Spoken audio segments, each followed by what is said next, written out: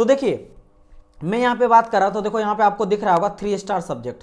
3 star subject का मतलब क्या है कि वैसे सब्जेक्ट जो आपके लिए काफ़ी इंपॉर्टेंट है, काफ़ी इंपॉर्टेंट है मतलब अगर आप सिर्फ और सिर्फ इन सब्जेक्ट को आप फोकस करके पढ़ोगे ना तो आप 70 से 80 नंबर ला सकते हो। तो आपको पता, मैं आपको एक बताता हूँ, देखिए कट ऑफ कितना जाता है। अगर मैं मैकेनिकल इंजीनियरिंग स्टूडेंट का बात करूँ तो इससे पहले अगर मैं बात करूँ ना, मैं आपको कट ऑफ के बारे में बताऊँगा या फिर चैनल के प्लेलिस्ट में आप देखोगे तो आ गया होगा वीडियो, ठीक है।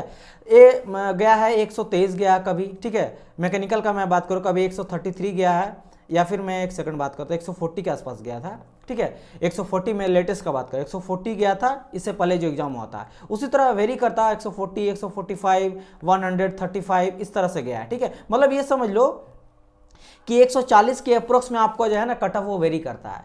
तो अगर 140 वेरी करता है और अगर आप सिर्फ और सिर्फ 70 से लेकर 75 नंबर आप इसी पर्टिकुलर कुछ सब्जेक्ट को पढ़ के ला सकते हो तो आपका काम बन गया। क्योंकि आपको पता है 200 का SSCG का एग्जाम होता है, तो 200 में से अगर आप 100 टेक्निकल पूछा जाता है, 100 नॉन टेक्निकल। तो अगर टेक्निकल में 75 नंबर ले आए और आपका नॉन टेक्निकल में भी आप 70 नंबर ले आए तो आप देखो यहाँ से ऑटोमेटिक 145 के आसपास आप पहुँच गए। अगर आप नॉन टेक्निकल में 75 ले आए तब तो अच्छा खासा आपका हो गया, 150 के आसपास हो गया नंबर, इजंट इट। तो मैं यहाँ पे लेके चल रहा हूँ कुछ वैसे सब्जेक्ट जो आपके लिए काफ़ी इंपॉर्टेंट होने वाला है, जिसको आप बिल्कुल भी जो है वो आप इसको इग्नोरेंस नहीं कर सकते हो, इसको आप इग्नोर करके नहीं चल सकते हो, इसको आपको पढ़ना ही पड़ेगा, राइट। इसमें कौन कौन सा सब्जेक्ट आता है देखो यहाँ से। सबसे पहले फ्लूइड मैकेनिक्स, याद रखना SSC JEE के लिए ना रामबाण होता है फ्लूइड मैकेनिक्स, बिकॉज यहां मैं देखा हूं ना 30-35 नंबर तक पूछा गया क्वेश्चन, 25 तो मिनिमम पूछा गया, तो 25 से लेकर 30 अप्रोक्स आपको क्वेश्चन पूछा जाता है हर साल। तो that is why fluid mechanics is very very very very very important for SSC JEE student, अगर आप मैकेनिकल इंजीनियरिंग स्टूडेंट हो तो। सेकंड नंबर में आ जाता प्रोडक्शन।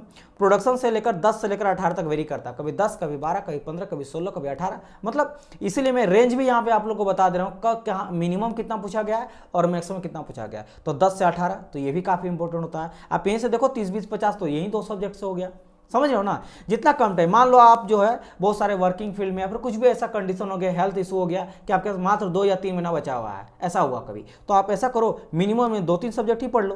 तो एटलीस्ट आप क्या करोगे 30, 20, 50, 60, 70 नंबर तो आप 2-3 सब्जेक्ट से आ गया, समझे। तो ये होता है सब्जेक्ट वाइज जब वेटेज आपका वीडियो देखते हो तो ये फायदा आपको मिलेगा यहाँ से, ठीक है। तो थर्मोडाइनमिक्स में आ गया यहाँ पे, उसके बाद थ्योरी ऑफ मशीन आ गया, फिर बात करेंगे स्ट्रेंथ ऑफ मटेरियल, फिर बात करेंगे पावर प्लांट और फिर बात करेंगे आईसी इंजन।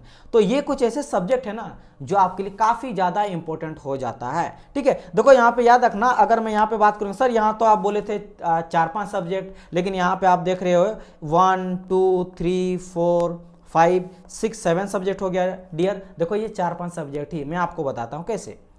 पहली बात, एक सब्जेक्ट तो आपका हो गया फ्लूइड मैकेनिक्स, ठीक है सर, एक सब्जेक्ट हो गया। सेकंड आपका हो गया क्या, प्रोडक्शन इंजीनियरिंग, ठीक है।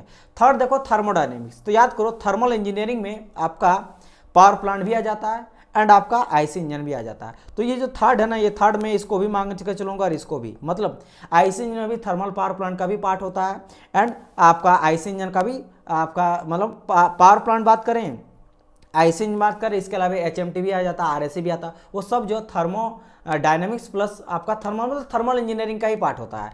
तो आप देख लो यहाँ से, ये तो आपका 3 हो गया। अब बाकी बचा 4th नंबर में theory of machine and 5th number में बात करेंगे तो स्ट्रेंथ ऑफ मटेरियल। तो यहाँ से देखो 9 से लेकर 11 पावर प्लांट में पूछा गया है और आईसी इंजन में 5 से 8। तो अगर मैं एवरेज लेके चलूँ तो यहाँ से मान के चलता हूँ 10 नंबर एंड यहाँ से मान के चलता हूँ 7 नंबर, तो 17। तो अगर मैं थर्मोडायनेमिक्स में यहाँ 13 था, 13 में अगर मैं 17 और जोड़ देता हूँ तो आप यहाँ पे देखोगे क्या 30 आ जाता है। इट मीन्स थर्मल इंजीनियरिंग से 30 नंबर क्वेश्चन पूछा जाता है। तो 30 तो यहाँ से आ गया थर्मल इंजीनियरिंग से एंड फ्लूइड मैकेनिक्स से लगभग 30 नंबर, तो 30-30 60 और प्रोडक्शन में लगभग 18, तो 60, 70, 80। आप देखो सिर्फ 3 सब्जेक्ट्स में मैंने कैसे आप लोग को 80, 70 से 80 आ गया। बाकी यहाँ पे थ्योरी ऑफ मशीन और स्ट्रेंथ ऑफ मटेरियल को अगर ऐड कर दोगे 5 सब्जेक्ट तो आप आराम से एग्जाम को क्वालिफाई कर सकते हो सिर्फ और सिर्फ इसी सब्जेक्ट से पढ़ के।